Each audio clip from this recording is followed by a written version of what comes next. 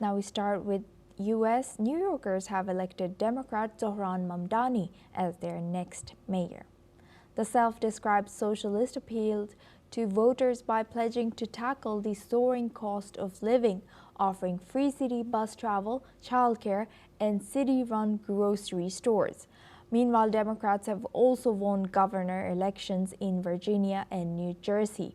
Democrat Mickey Sherrill has defeated Republican Jack Ciattarelli to become the governor of New Jersey. Meanwhile, Democrat Abigail Spanberger has won the Virginia governor's race, defeating Republican Winsome Early Sears. Spanberger focused her campaign on the state's economy and the month-long federal government shutdown that has left thousands of Virginia's federal workers without pay. Her campaign emphasized immigration and parental rights, an issue that helped term-limited Governor Glenn Youngkin win 4 years ago. Meanwhile, U.S. President Donald Trump has reacted to the 3 big Democrat wins today. In a Truth Social post, Trump has said that the Republicans have lost the elections because he was not running. Trump has also blamed the government shutdown for the Republican losses. Meanwhile, U.S. Democrats and former presidents Clinton and Obama have taken to social media to congratulate Mamdani for winning the mayoral race in New York. Now for this discussion, we welcome Spencer Clitry. He's a communication strategist, joins us live from California. Thank you very much, Spencer, for joining us again. Good to see you. Spencer, looking at all this, what do you think has been most impactful to you about all the Democrats who have won in these elections? Well, I think contrary to what President Trump predictably said, I think the first takeaway from this is that it was a nationwide repudiation of President Trump. His actions in the 10 months that he's been in office for the second time have shocked and horrified much of the country, including a significant number of his own supporters. So, for example, in the state of New Jersey, there was a really significant movement away from Democrats last year and towards President Trump in the presidential election. And we just saw Mickey Sherrill win as a Democratic governor in the same state with the odds against her. Traditionally, New Jersey's a Democratic state, but it had swung quite far to the right just as recently as last year, as I just said. And Mickey Sherrill was following a Democratic incumbent governor, Phil Murphy, who was quite unpopular. And it's unusual to have one governor after another as members of the same party. And Mickey Sherrill is now the 3rd Democrat in a row. So all of those were reasons why people were worried she might not win, at least people on her side of the spectrum. And she won resoundingly.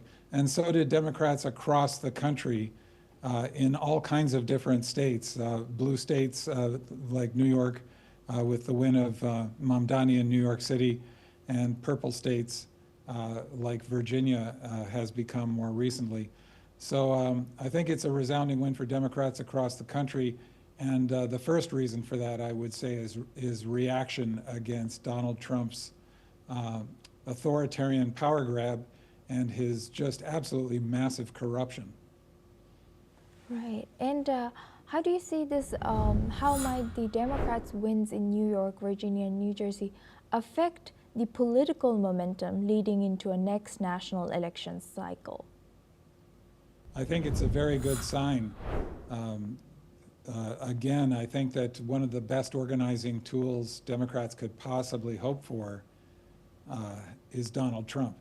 He's even worse than he was in his first term. In his first term, his worst instincts were often restrained by people who were Republicans, but who were not corrupt authoritarians and who still had respect for the Constitution. In his second term, he has been careful to purge anyone who shows any sign of independence and hire people who are flagrantly mediocre or outright corrupt as long as they are reliably loyal to him. And so now that he's unfettered, we see the president he truly wants to be, which is, it is far from too much to say, a dictator. And like virtually all dictators, he's corrupt. And he's corrupt on just an eye-popping scale, just accepting billions of dollars in bribes through his cryptocurrency, for example, and other vehicles. So I think that as he has gotten so much worse and been able to be the president he truly wants to be, a corrupt dictator, we see a much stronger reaction against him. And a Democratic Party that has often seemed to be flailing and looking for a strong leadership is unifying and showing some uncharacteristic resolve. And Spencer, building on your answer, do you think the Constitution or the Constitution of U.S. is not effective enough or powerful enough to stop this rise of such dictators, or such as we saw in some of demonstrations like No Kings protests? Do you think that the Constitution needs to change, or there has to be another kind of rules so that the rule of law is stronger to make sure that such a leader is not elected again, or Trump should not be allowed to do whatever he wants to do, such as what we are seeing so far? Yes, this is an excellent question, I think. The founders of the United States were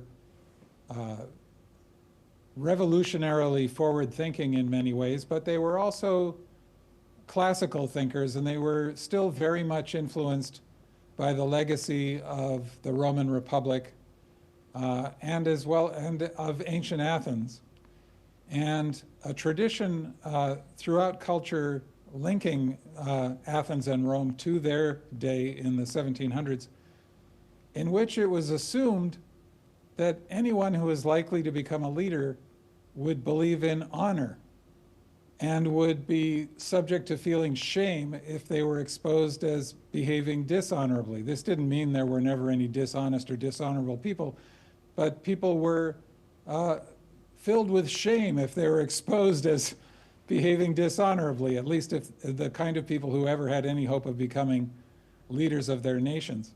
And so a blind spot for the founders was, and you can find this in the Federalist Papers, that while they recognized there was always a danger of demagogues, like Donald Trump is, somebody who succeeds by inflaming the passions of the mob, often with nationalist passion and warnings of enemies everywhere that only he can protect them from.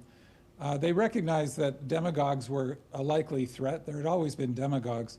But they also assumed that a president or anybody in national office would basically be bound by honor and would be subject to shame. So they could not anticipate the rise of a man who is entirely without shame and who has just plowed ahead through the most shameful episodes, going back to his early boasting of sexual assault, which was supposed to sink his campaign in his first campaign. But when he showed no shame, it turned out that wasn't going to stop him. And the ability to show no shame whatsoever has turned out to be the Achilles heel for the American constitutional system. So some kind of, unfortunately, legal reform is required to stop this sort of thing from happening again. But also I think America has to address the moral failure of the country, that the people of this country were so lax in fulfilling their duties as informed citizens that they allowed somebody like this to succeed. So it can't just be a legal solution. I think that Americans have to rediscover what it is that truly makes the country great and find themselves inspired enough by that to want to defend at least minimal standards for who gets to be their leaders. Right. Building on that, one of Mamdani's progressive agenda was, I think, education, if I recall correctly. Do you think can Mamdani's progressive agenda realistically address New York City's economic inequality, housing crisis, public safety concerns, and also the free bus services? Or do you think, or will it face resistance from established political and business associates in New York? It'll certainly face resistance, but I think it also is unrealistic. The mayor of New York City does not have infinite power. Despite the soaring promises that Mamdani was making during his victory speech this evening, reflecting the promises he was making during his campaign, he will not have the power to enact the structural reform that, not just in the city of New York, but really at the national level, to enable that kind of transformation. Perhaps that's not surprising, because he is, after all, a democratic socialist, and democratic socialists believe in radical structural change of the entire country. And while I like a lot about Mamdani, I like his youthfulness, I like his undeniable talent at politics, I like his optimism, I like the way he reaches out to all kinds of different people. I think that going forward, the tension between democratic socialism and the liberalism that defines the Democratic Party is going to be very difficult to resolve. And I think that many voters who are attracted by the positive characteristics I just described are going to be disappointed when it turns out he's not able to deliver on those promises, or if he were to deliver on them, it would require such radical change they would find they would not be able to support that kind of radical change. Right. Thank you very much, Spencer, for sharing that insight.